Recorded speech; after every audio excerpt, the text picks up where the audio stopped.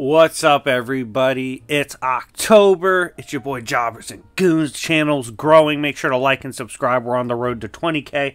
We're almost there. Let's try to hit it by the end of October. That would be amazing. Just tell your friends, everybody, subscribe to the boy. But getting back into this, I want to start doing more Halloween-themed content, spooky stuff, horrifying stuff. And one thing we're going to cover today related to comics that's horrifying in nature is the case of Sentry, aka Robbie Reynolds. If you guys are a fan of content, make sure to like and subscribe. Check out my Discord server. We're almost at 700 members. And go check out Coffee Shop Comics, my second channel, which is almost at 3K subscribers. And we've been putting banger content out over on that side. It's actually low-key been getting more views than the main channel recently. So definitely go check it out. We've been working over there. And shout out to my boy Grapes, a fan of the channel. Got to actually meet him at a Commanders game. Super dope to finally meet a fan for the first time. And I definitely think once I hit like 50K and big milestones, I'm going to go to Comic Cons for fan meetups and shit like that. But anyways, getting back to this, shout out to all the fans that show love and support for real. Let's talk about Sentry, because usually in the case of Sentry, what's fascinating is the first thing people tend to bring up is the void. Like, oh, the scariest part of Sentry is the void. That's typically the case being presented to you when you discuss them. I'm here today to make the case for otherwise. First of all, he's just fucking terrifying in nature in general. And two, why the void's not the scariest part of Sentry. It's Robbie Reynolds. So, first of all, Robbie's first run really introduced the idea of he's fucking crazy, right? Like, the dude's out here breaking through Fantastic Force shields that's, like, designated to passively, like, stop Galactus if he comes through. Shit like that. He doesn't know what he's doing, but he's starting to remember things.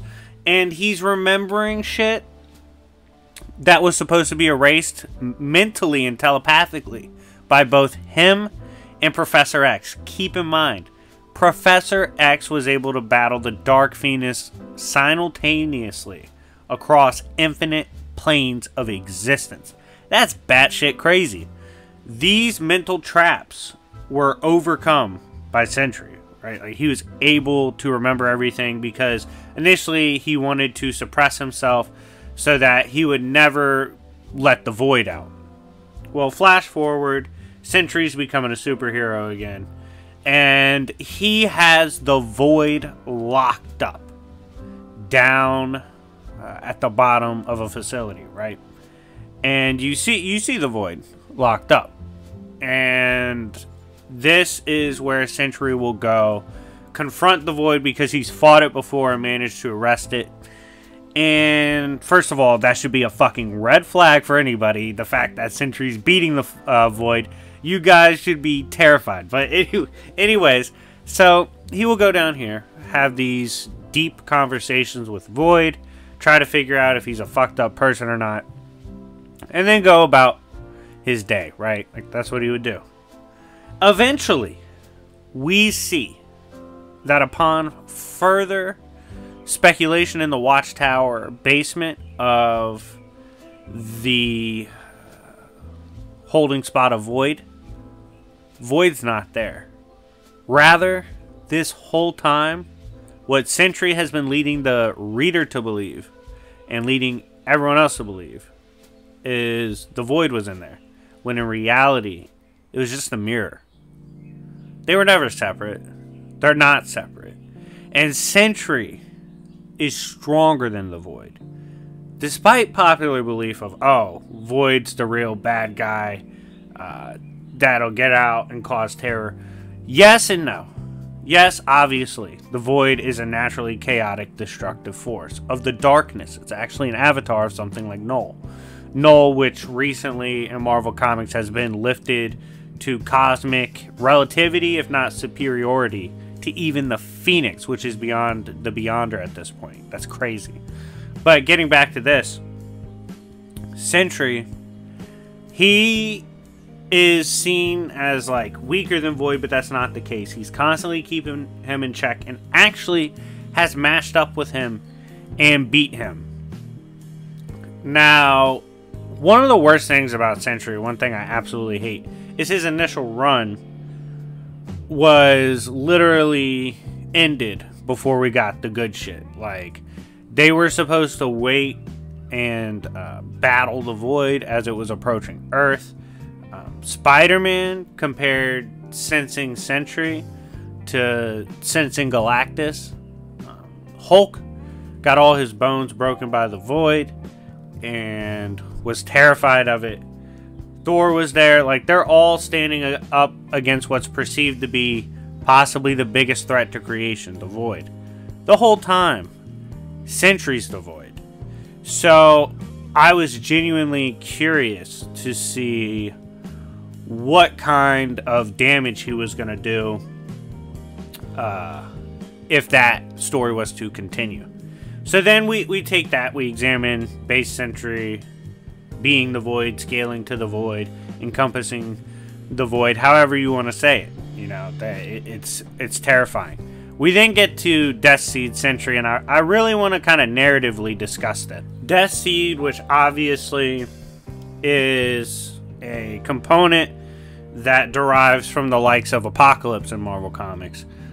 By the way, this kind of should have been an indicator to people narratively that Sentry's a lot more complicated than we give him credit for, as Apocalypse and raw power shouldn't be above Sentry. But anyways, getting back to this, upon Sentry getting the Death Seed, he essentially has an awakening of sorts. He has an internal resolution that occurs that allows him to fully embrace his power and what he's capable of. This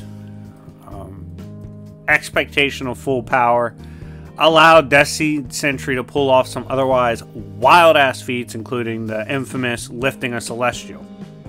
He was able to do so because he's literally just acknowledging what he is and what he's capable of, which is terrifying. I mean, if you look at the design, it's, first of all, it's fucking dope. W in the live chat for the design. But it's also just a nod to the almost demonic nature of Sentry. Another thing about Sentry and how he scales, and because obviously at this point, the fact that with the help of Nate Gray, he's fought Galactus before, his raw power gives off the feeling of Galactus. He has been able to go toe-to-toe with Molecule Man before, which makes sense, and I'll explain in a minute.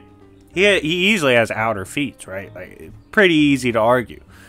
And Sentry, eventually, because, you know, people talk about, like, Merge Sentry is super strong.